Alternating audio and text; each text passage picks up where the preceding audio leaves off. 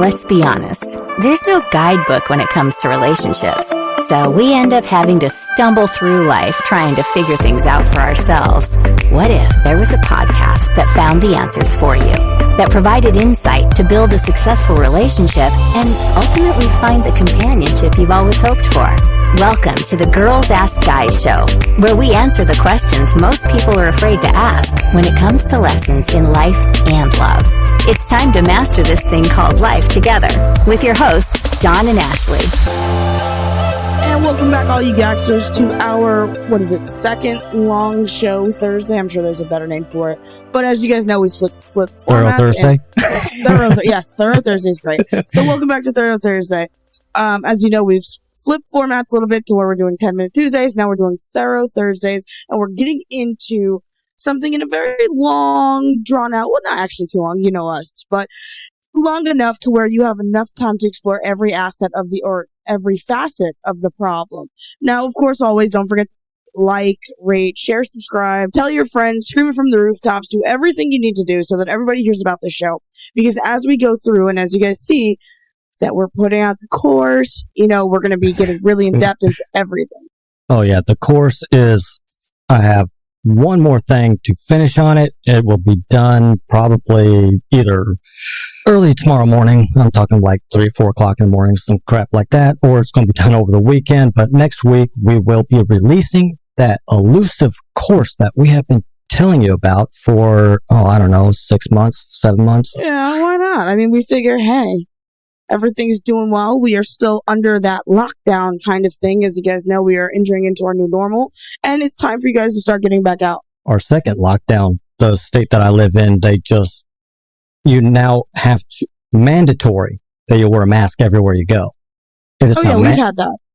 No, well, we just came out with it, and because they kind of eased everything, and I was talking to a girl over in England, and they eased everything over there, well, virus outbreak went back up. So now they're considering another lockdown phase. Yay! Second wave. So while you are sitting at home pondering the meaning of life, we are here to give you a course where you can work on yourself as you are locked down so you're not losing your freaking mind. And then when you go back out, you'll be nice and adjusted and ready to date, ready to get back on that saddle. That is what we're here to do. Get you on the saddle and get you riding whatever horse you feel is good enough for you to ride. Exactly.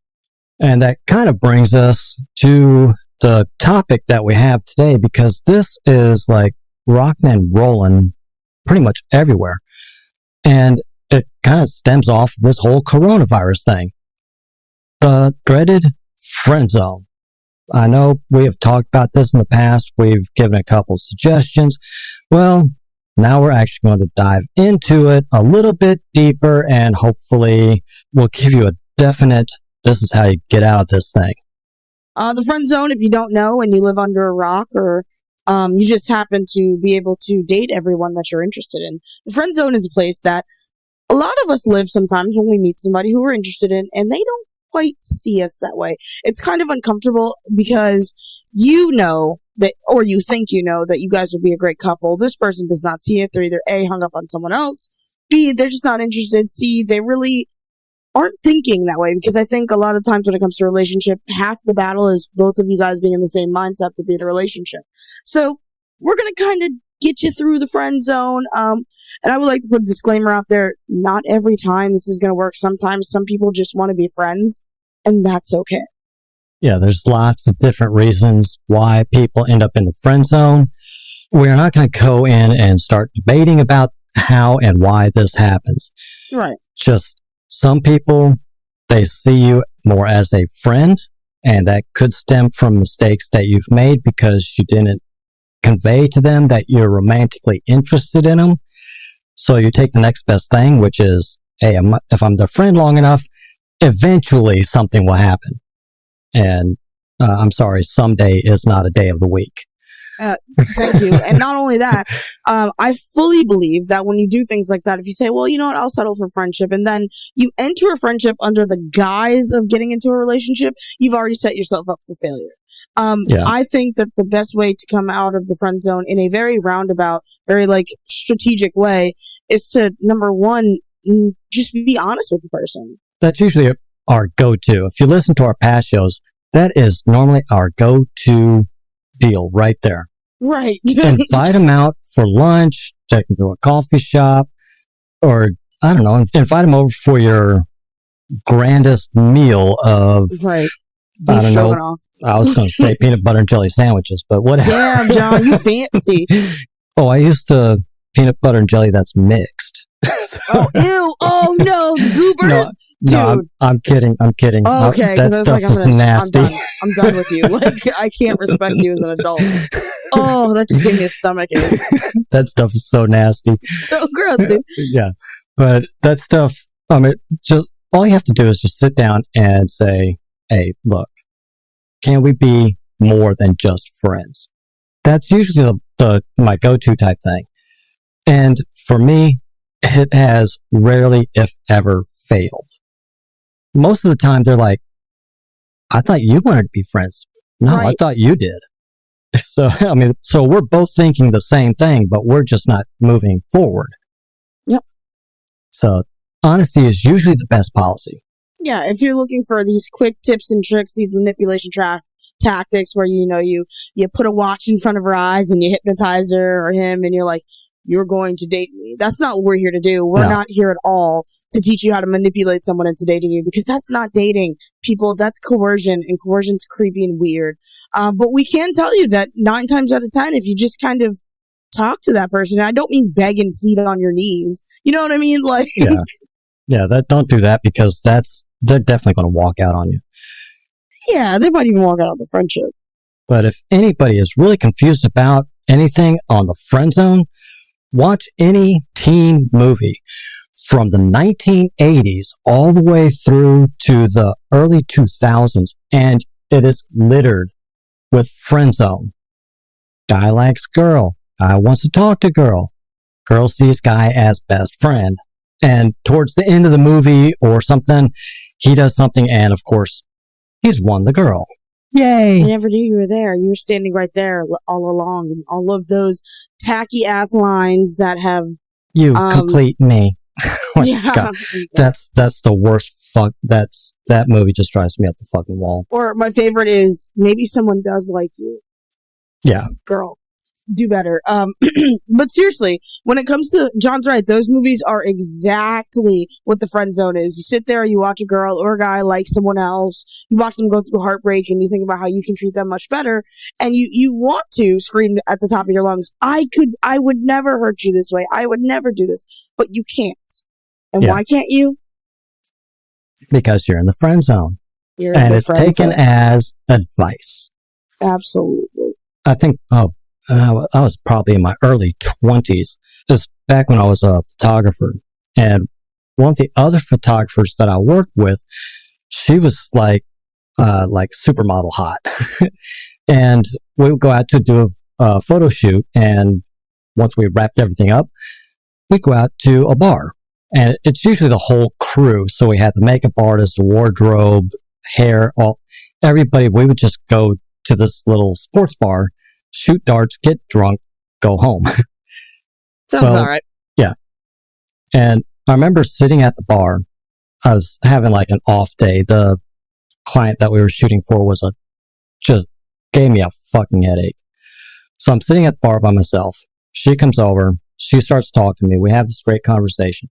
And right before she gets up and walks away, she's like, you'd make a great boyfriend. And I was just like, the fuck? Where'd that come from? Well, I found out from one of the makeup artists that she had been crushing on me for like the last 6 months. And I'm like, okay, how the fuck do I handle this? Yeah, that's real. But we hung out a couple of times, but we really we had that professional standard and everything. We could just never move it beyond just being friends. It just didn't work for us. And it happens like that sometimes. Yeah. And sometimes, believe it or not, I am a victim of the friend zone in a way where I have ruined a friendship over that. And I think sometimes what happens is you really like that person, you get close enough to them, you get out of that friend zone, and then it's like, ooh, okay, let's not. And I've had it where we moved past the friend zone for a very short period of time, and it just kind of seemed weird. It just wasn't quite there.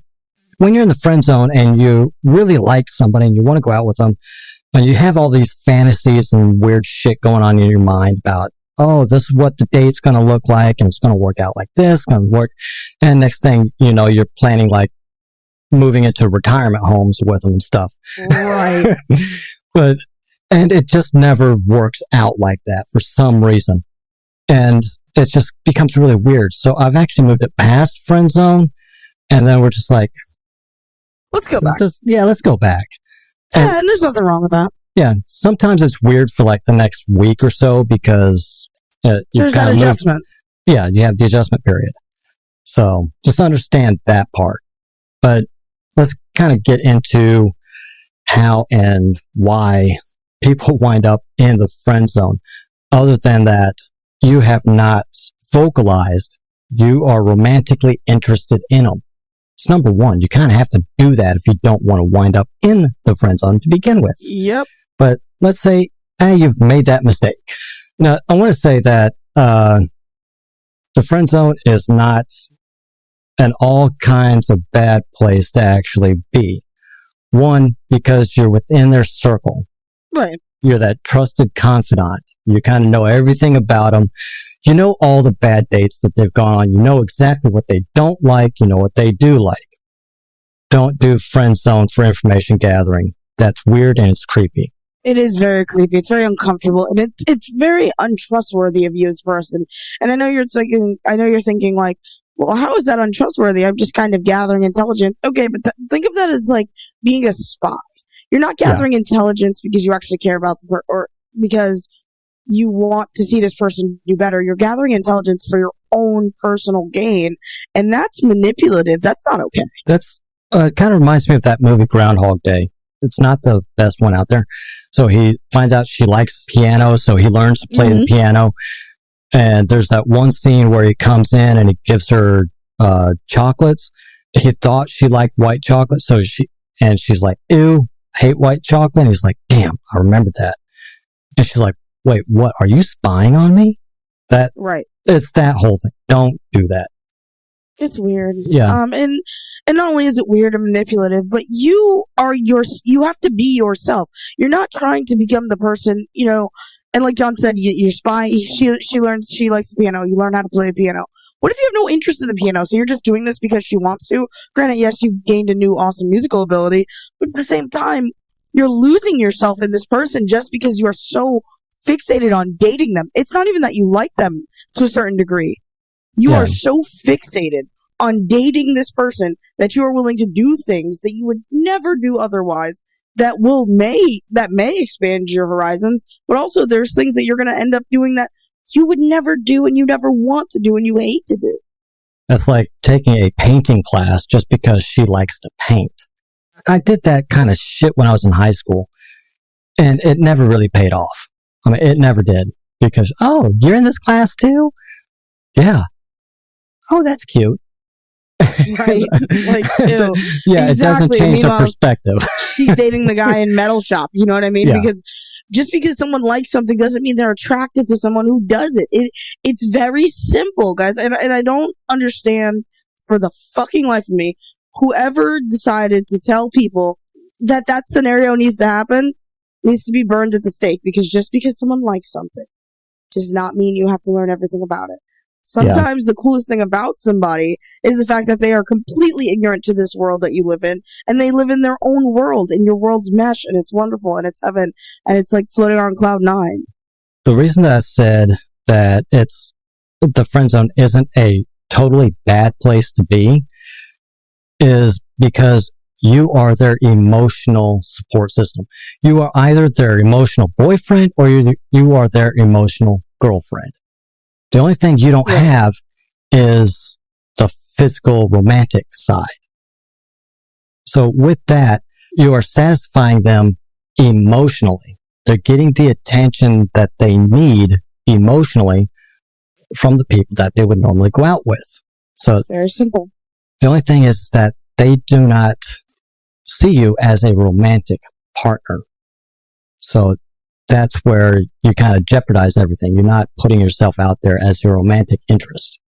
Right, and how can they if you're trying to do everything that they're doing? you look like a copycat little brother or sister. So they're going to see you that way. Whereas if you continue to live your own life, you continue to do the things that make you happy, and you move in a way where they're still your friend, you guys are still into each other, you get to know each other, then it won't be weird. You know what I mean? Like, it won't be uncomfortable. You're giving them the attention that they want.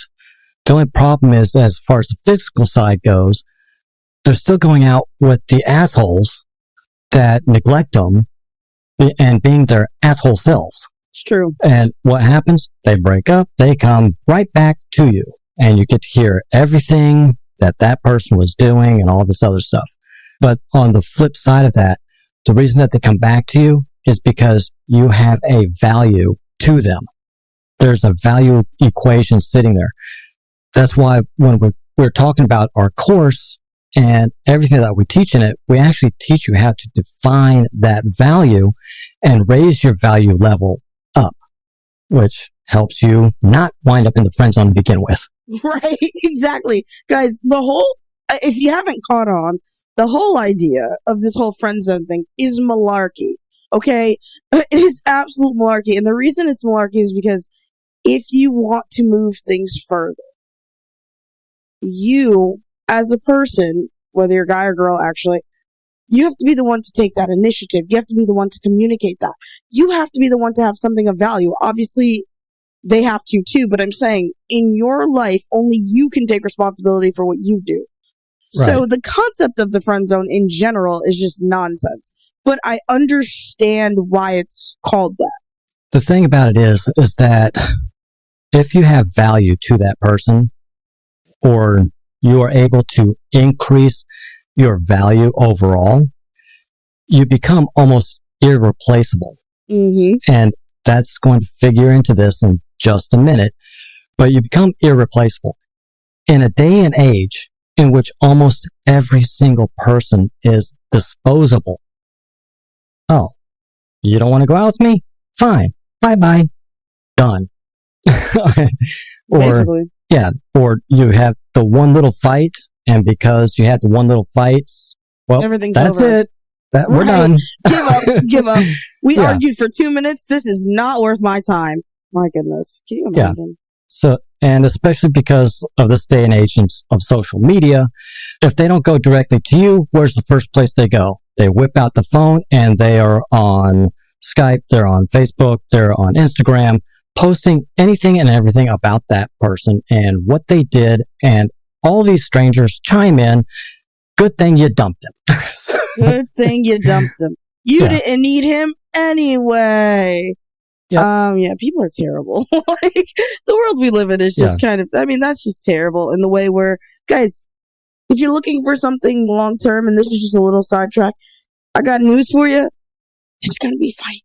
There's going to be disagreements. Yeah. What do you mean you bought Pepsi? I wanted Coke. Right. Like, what do you mean you just spent $200? You know what I mean? Like, it's those kind of, and it's not crazy to think that, oh my gosh, you can get through this small little argument and you don't have to throw somebody away just because things get a little rough. So that's another thing about the friend zone, is that you're able to, when you're able to see what your friendship can endure, you know what your relationship can endure. Exactly. That's why some of the longest term relationships that are out there, as far as people who have gotten married and then stayed married for beyond 30 years. Yeah. So they usually dated for a while, or they knew each other for a long period of time before they got married. So with that, when you take a look at the friend zone, it's not that bad of a place to be. But eventually you have to escape it. So question is, how do you escape the friend zone? Well, we've already said, try being honest. That kind of works. Just, hey, can we be more than friends? They may kind of do a knee-jerk reaction. Wait, what? What are you talking about? And you might not get an answer right then and there. Right. It might take a little while. I've had it last up to 3 to 4 months, and then they kind of came around and said, hey, can we do that more than friends thing? I just had to give them a while to actually process it, think about it. Okay, it's not that bad of an idea. Not exactly sure how it's going to work, but let's take a chance. Okay, the other way to do this is don't be at their beck and call. What? You mean I can't bounce around like a little puppy dog? Yeah. What? I just broke up. Hey, can you come over here? I need to talk to somebody. Sure, be right there. No, don't do that. He left me. I'm sitting at the bar. Can you come pick me up? It's 4 o'clock in the morning. What are you doing up at 4 o'clock in the morning? I'll be right there. Yeah, don't do that shit. You have to build in a little bit of distance and have your own life. Yeah, imagine that. And let me tell you, having your own life comes in handy in the way that they understand and they will see that you aren't this little puppy. They see that, okay, well, I'm able to, and number one, they can start to learn how to deal with shit on their own because you aren't there at their beck and call and they can become held to the floor.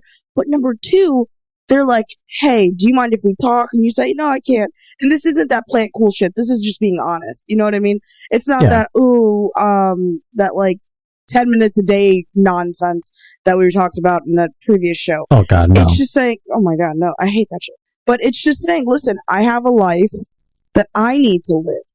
We are two people who are independent, and showing someone that shows a lot of maturity on your side. I have friends, but I'm not at their beck and call. So I have a very small group of people that I do that for. And actually, I can count it on one hand, and I still don't use all my fingers. That's how small that group is. And outside of that group, can you come and pick me up? No, I'm busy. Busy. Can't. Yeah, I have boundaries for friends, and then I have boundaries for another group of friends, and then I have additional boundaries for acquaintances. And once you have those boundaries and you start treating them as a friend, then they have to kind of get used to that. And because you are actually demonstrating your independence, it's actually kind of sexy. Yeah. Independence is sexy. Financial stability is sexy, people. So get jobs, get lives. They work. It works because when you enter into an adult relationship, you want to date an adult. You know what I mean? Yeah, you just have to assert your independence. If I have to go through high school bullshit with somebody, I don't want to go through it. I'm tired. Let's reverse the roles, okay? Let's say that every time you call them, do they drop everything and come over?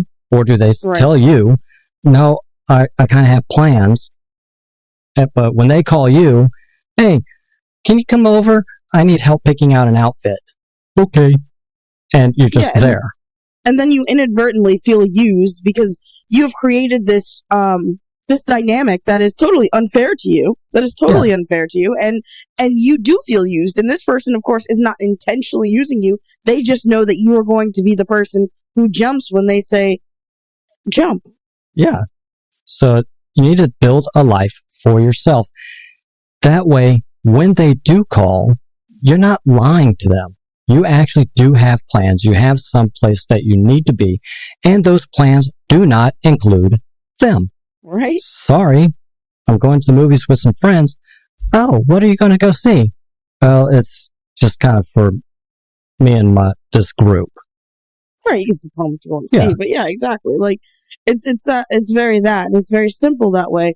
Like I said, independence, adulthood, it's sexy, be an adult, get a job, get busy, get a hobby, learn how to do all those things. And the reason we say that is because when you're stuck in this friend zone and you're stuck in this, what I like to call, little sister shadow or little brother shadow, where you're just constantly following this person around, constantly hassling them, they're going to use that to their advantage, and they know you're going to do anything for them, and then it's going to kind of not only break up any potential for a relationship but a friendship, but B, they're going to just be like, this is kind of ridiculous. Yeah. They're going to laugh at you. We're not trying to advocate for trying to make anybody jealous. We're not trying to say push them completely out of your life.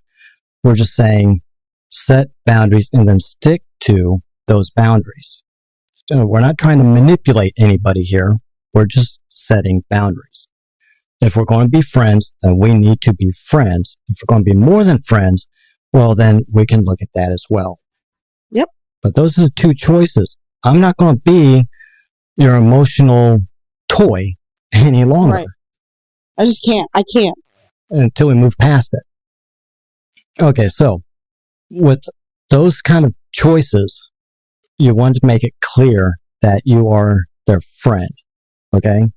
And now they have a choice as to either react to those boundaries and realize that because you have started to distance yourself, that they actually start to think of you more as a romantic partner. That sometimes it does happen, because I've done this where I've distanced somebody that I wanted to go out with and they weren't seeing it that way. Okay, I need to stop obsessing over this person.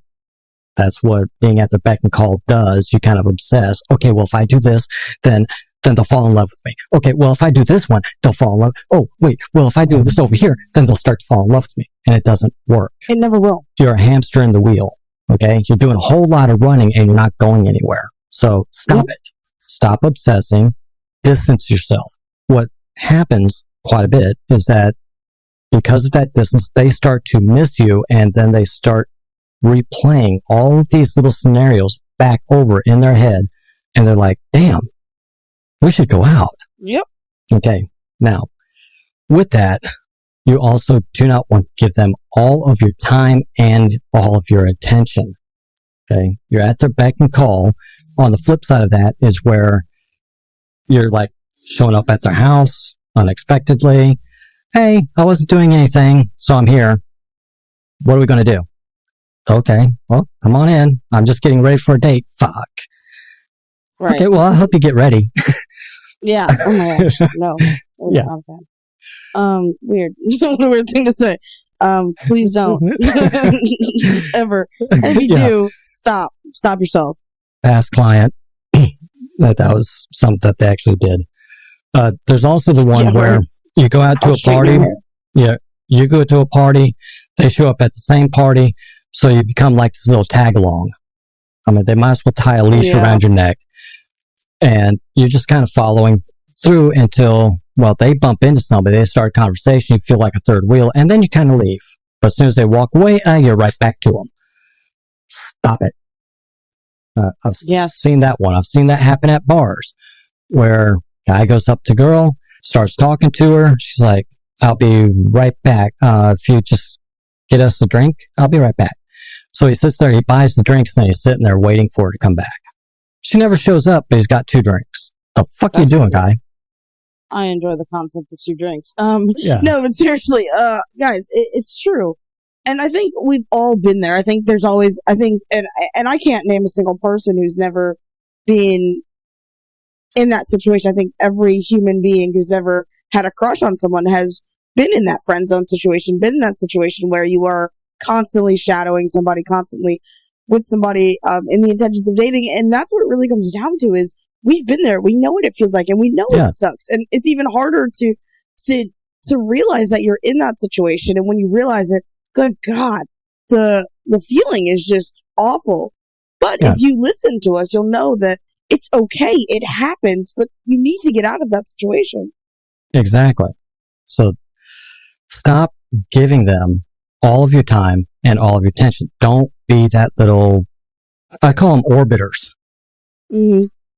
Think back to high school. You had that one person that you really didn't like, but they always seem to show up, and they're not like part of the group. They kind of like go from one side of the circle looking for an opening.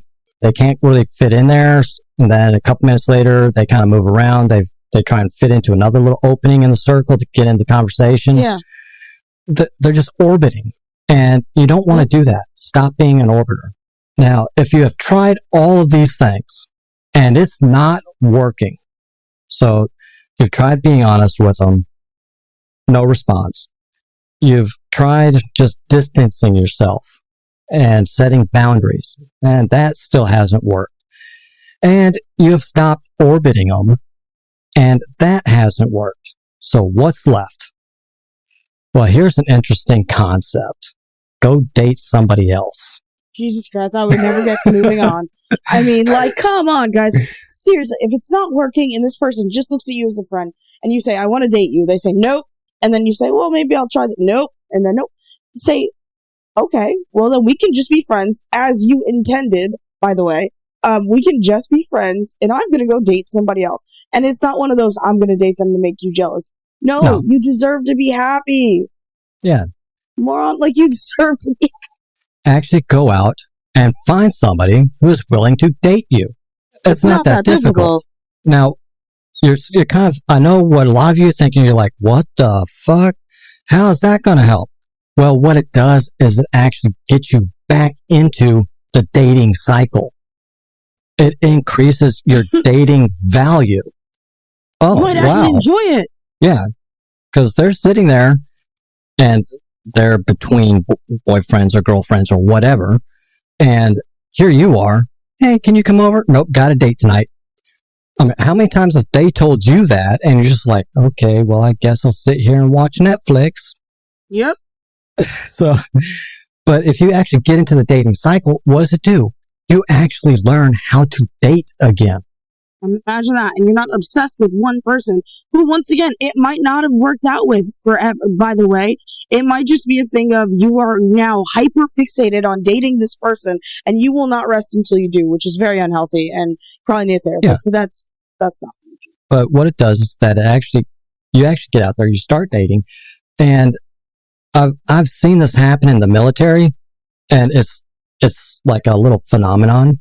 But the same phenomenon also happens anywhere. So it's like one guy in the group or one girl in the group, they start dating somebody, and then what happens? Everybody starts dating everybody.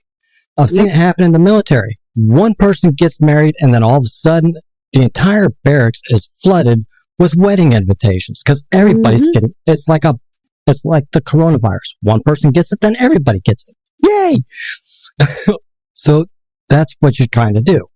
They see you are dating, you are a dateable person, you are desired by other people. What are they missing? Okay, when they break up, I'm moving in. Yeah. And even if they don't think like that, like you might just enjoy the person you're dating. Like, you know what I mean? I mean, and this sounds crazy, but throw this person who is your friend completely to the side and just focus on yourself. And guess what? You might end up meeting someone who is awesome and who is better than that. Well, not better in the moral sense, better in the better for you sense. And just be happy, dude. Like, the more you hyperfixate, the less focused you're going to be on yourself. And it's going to get weird. And I promise you, as someone who's been in and out of and back in the friend zone, it's really not worth it if you can just move on. Really, when I go out, for the amount of people that I talk to and interact with on a daily basis, actually probably in the next hour or so, I'm going to go meet some more people. Oh my gosh. Yeah, I got to go to the grocery store again. Go figure.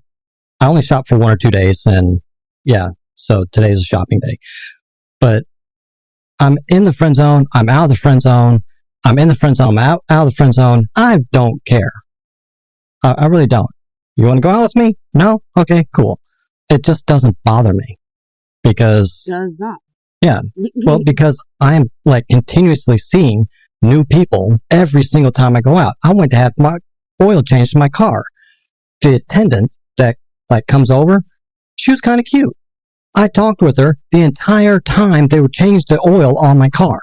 See how easy that is? And then I left with her Facebook account, her Instagram account, her email, and her phone number. So going out Saturday. If it works out, it works out. Great. If not, hey, had a great time. Catch you the next time I get my oil changed. Exactly.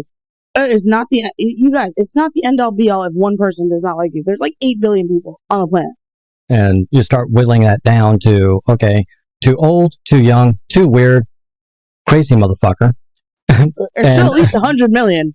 Yeah, you at least have 100 million people to choose from. I know it's rough, especially if you really like somebody, because you're like, Ashley, I know we're meant to be. Of course you are, right? Like, of course you're absolutely perfect for each other.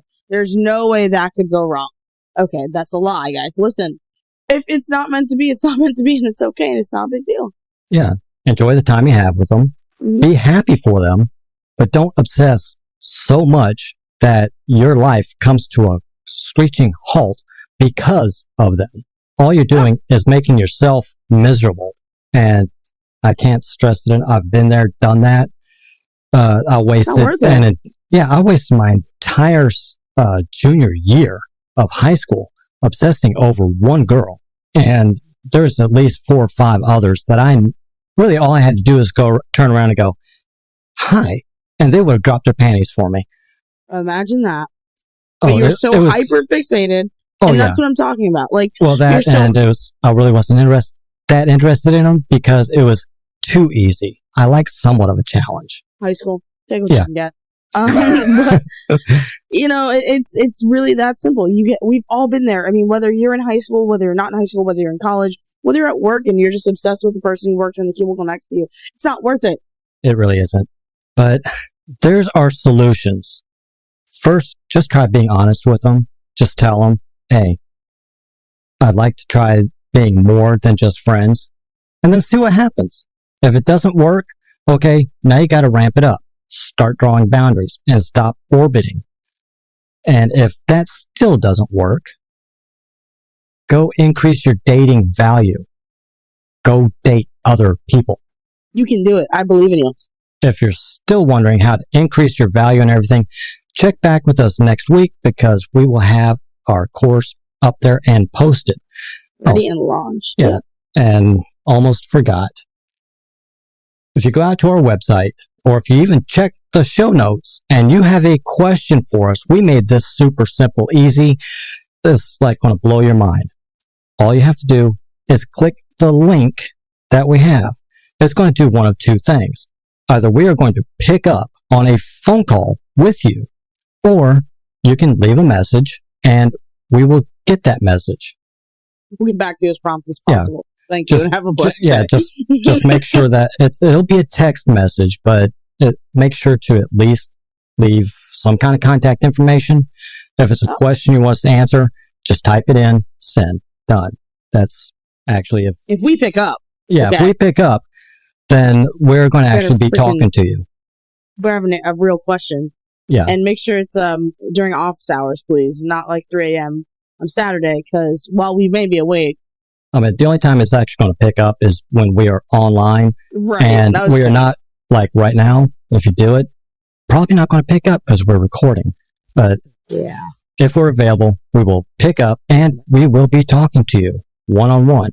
And if you want to get super freaky with it, we can actually hit the video call. What? That's probably not going to happen. For that one. Yeah, it's probably not going to happen because, yeah, right now my hair is like all over the damn place. So yeah, I've got quarantine face. Yeah, I've got quarantine head. So, but anyways, that's our show. So if you want to get in, you want to send us a question, click the link in the show notes or go to our website. You'll see the blue button that says call us. Click that and it's instant. You don't have to do anything else. One click, done. So with that, we will catch you on the next one. That's all for this episode of the Girls Ask Guys show, where all of us learn to master this thing called life together. For more answers to your questions on life and love, be sure to subscribe to the show so you don't miss a single episode. And head to girlsaskguyshow.com to submit your questions for a future episode or apply to be a guest on the show. Good luck out there, and we'll catch you next time, right here on the Girls Ask Guys show.